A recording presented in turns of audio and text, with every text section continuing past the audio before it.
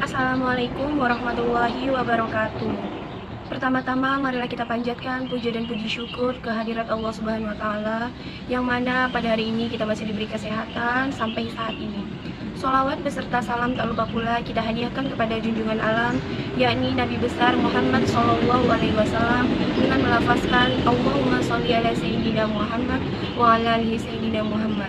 Yang saya hormati dosen sejarah peradaban Islam Bapak Mufti Hasan Alfani SE SY ME. Perkenalkan kami dari kelompok 2 yang ingin membahas tentang peradaban Islam pada masa dinasti Fatimiyah di Mesir. Sebelumnya saya ingin memperkenalkan diri, saya Maya Safitri sebagai moderator, Cantika Wulandari, Muhammad Wahyu Mauliandra, Muhammad Wahyu Hidayat, Atika Rahayu Putri, Amanda Fatia, dan Yuzi sebagai pembahas materi.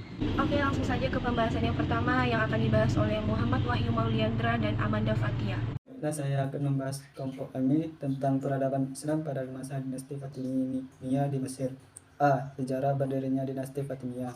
Dinasti Fatimiyah berdiri pada tahun 267 Hijriah atau 910 Masehi dan berakhir pada tahun 567 Hijriah atau 1171 Masehi, yang pada awalnya hanya merupakan sebuah gerakan keagamaan yang berkedudukan di Afrika Utara dan kemudian berpindah ke Mesir.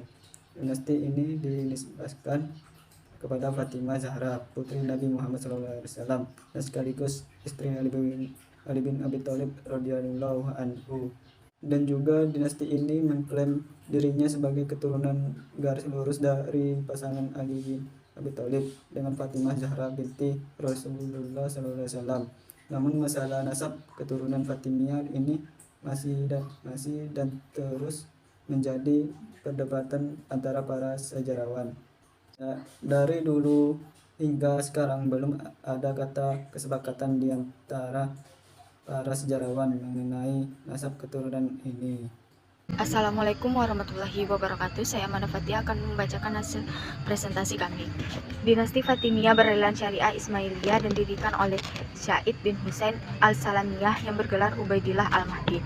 Ubaidillah al-Mahdi berpindah dari Suriah ke Afrika Utara karena propaganda Syiah di daerah ini mendapat sambutan baik, terutama dari suku Barbar pertama. Dan dukungan suku ini, Ubaidillah al-Mahdi menyumbangkan gubernur Aklabiyah di Afrika, Rustamiyah Karas di Tahars, dan Idrisiyah Res dijadikan sebagai bawahan. Daulah Fatimiyah memasuki era kejayaan pada masa pemerintahan Abu Tamin Ma'abu Daud yang bergelar Al-Mu'iz tahun 953 sampai 997. Al-Mu'iz berhasil menaklukkan Mesir dan memindahkan pemerintahan ke Mesir. Pada masa ini, rakyat merasakan kehidupan yang makmur dan sejahtera dengan kebijakan-kebijakan untuk mensejahterakan rakyatnya. Lanjut ke pembahasan kedua yang akan dibahas oleh Muhammad Wahyu Hidayat. Assalamualaikum warahmatullahi wabarakatuh. Perkenalkan, nama saya Muhammad Wahyu Hidayat. Baik, saya akan mempresentasikan hasil diskusi kami. Para penguasa dinasti Fatimiyah. Yang pertama ialah Sa'id ibn Husain pada tahun 909 sampai 934 Masehi. Kemudian Abu Qasim Muhammad al-Qaim pada tahun 934 sampai 946 Masehi. Kemudian dilanjutkan dengan pemerintahan Abu Thahir Ismail al-Mansur pada tahun 946 sampai dengan 953 Masehi. Kemudian dilanjutkan dengan lagi pemerintahan Abu Tamim pada tahun 953 sampai 975 Masehi. Kemudian pada pemerintahan Al-Aziz pada tahun 975 sampai 996 Masehi. Kemudian pada pemerintahan Abu Ali Mansur Al-Hakim pada tahun 1996 sampai 1021 Masehi. Kemudian pada pemerintahan Abu Hasan Al-Azhir pada tahun 1021 Masehi sampai 1036 Masehi. Kemudian pada zaman pemerintahan Abu Tamim Ma'ad Al-Mustawsir pada tahun 1036 Masehi sampai 1094 Masehi. Baiklah, sekian presentasi kami pada para penguasa dinasti Fatimiyah. Lanjut ke pembahasan ketiga yang akan dibahas oleh Yuzi Desvira Putri. Assalamualaikum warahmatullahi wabarakatuh. Saya Yuzi Desvira Putri. Di sini saya akan menjelaskan tentang peradaban pada masa dinasti Fatimiyah. Nah, sejarah peradaban Islam mencatat bahwa dinasti Fatimiyah sebagai salah satu dinasti Islam pada abad ke-10 telah mencapai presentasi gemilang dalam sejarah peradaban Islam. Awal terbentuknya dinasti Fatimiyah yang didirikan oleh Ubaidillah Al-Mahdi tercatat berkuasa pada tahun 909 Masehi sampai masa runtuhnya yakni tahun 1171 Masehi. Munculnya dinasti Fatimiyah, dinasti Syiah dalam Islam dan peran antagonisnya dengan penguasa dunia Islam saat itu, yaitu dinasti Abbasiyah di Baghdad, Timur Tengah, dan dinasti Umayyah di Spanyol, merupakan fenomena yang patut diketahui umat Islam.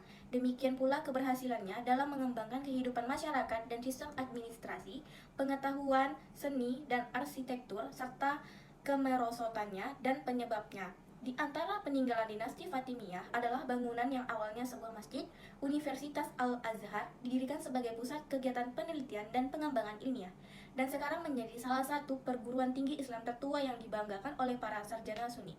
Pada tanggal 22 Jumadil Awal 359 Hijriah atau 970 Masehi dan selesai pada bulan Ramadan 361 Hijriah atau 972 Masehi, kurang dari 2 tahun. Sekian, terima kasih.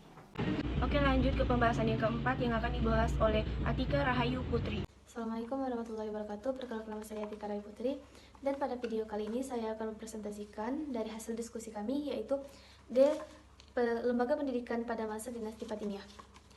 Terdapat beberapa lembaga yang dijadikan pusat pengembangan pendidikan Islam pada masa dinasti Fatimiyah, seperti 1.